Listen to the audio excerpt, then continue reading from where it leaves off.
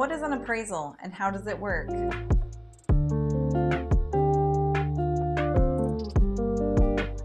Hi, I'm Liz O'Neill with Vanguard Realty team with Keller Williams Premier. Today, I'm going to answer the question, what is an appraisal and how does it work? A home appraisal is an important part of buying a home with a mortgage, refinancing your current mortgage, or selling your home to someone who isn't paying cash.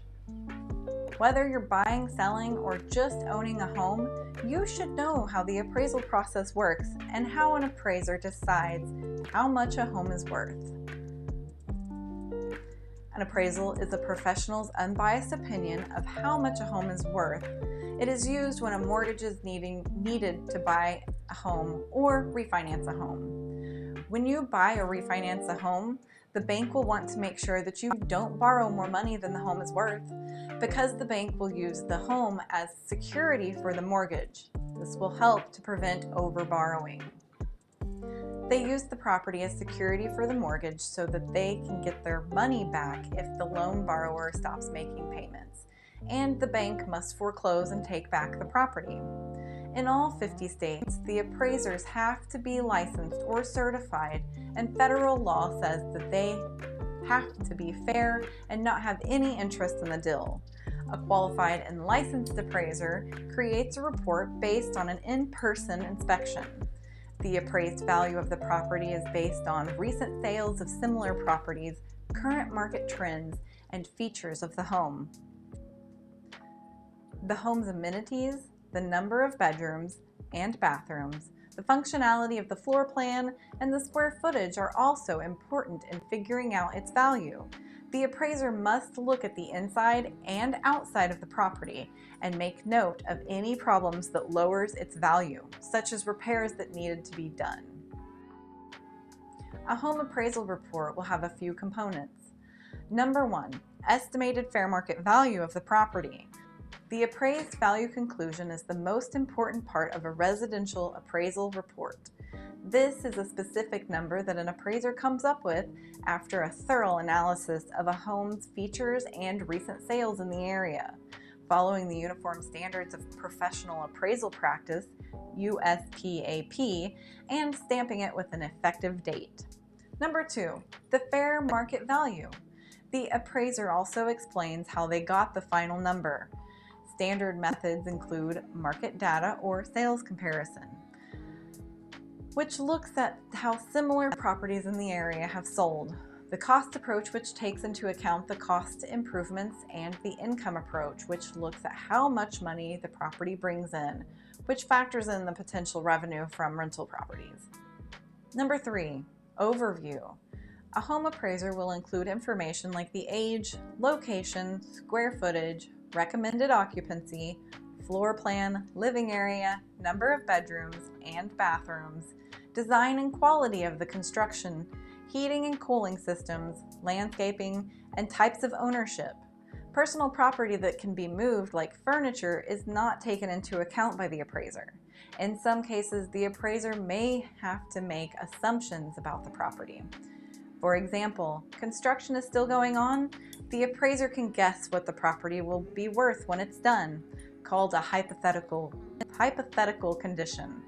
If the home is empty and the utilities are off, the appraiser can assume they work, called an extraordinary assumption.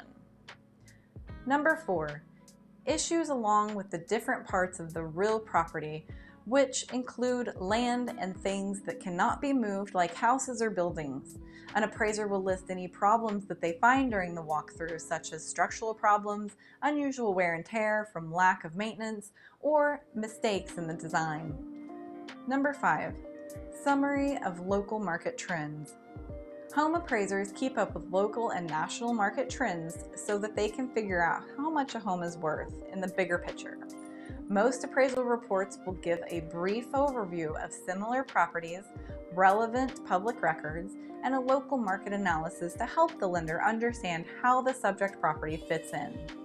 In this section, the appraiser will say whether or not he or she thinks that the house is at its highest and best of use of the property's zoning. Number 6, other considerations. When it's important, an appraiser will add more information or conditions that may affect the home's estimated value, like easements or encroachments. When there isn't enough space in the report to include all the details, the appraisal will add an addendum. So who orders the appraisal in the real estate transaction? The appraisal is ordered by the mortgage lender, who is also the appraiser's client. Sometimes a lender will hire an appraisal management company, AMC, to handle the appraisal process. The AMC will order an appraisal on the behalf of the lender. Some of the lenders get the appraisal directly from the appraiser. A good rule of thumb is that you want the appraisal to be done 2 weeks before your closing date. This means that you should usually order the appraisal about 3 weeks before closing, since appraisal turn times are usually about a week. So who pays for an appraisal when buying a house? Most of the time, the buyer pays for the appraisal, even though most lenders require an appraisal as a condition of closing on a loan. The buyer pays for it unless they get the seller to pay instead. Most appraisals for single-family homes range between $300 and $400.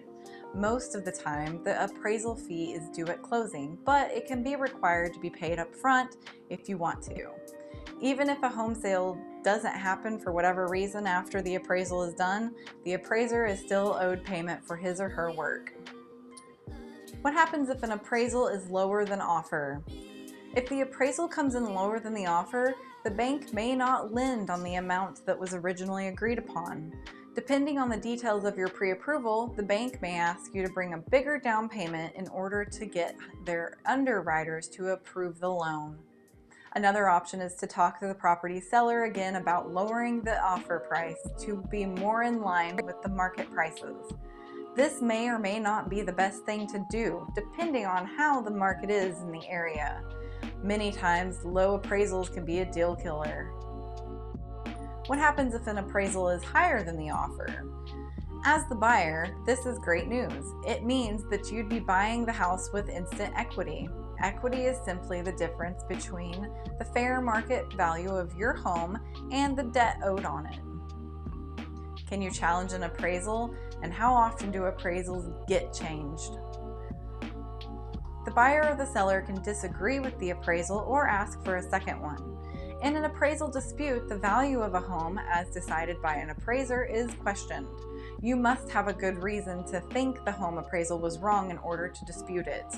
But the reason for making an appeal can't be emotional. Rarely do changes happen to the original evaluation.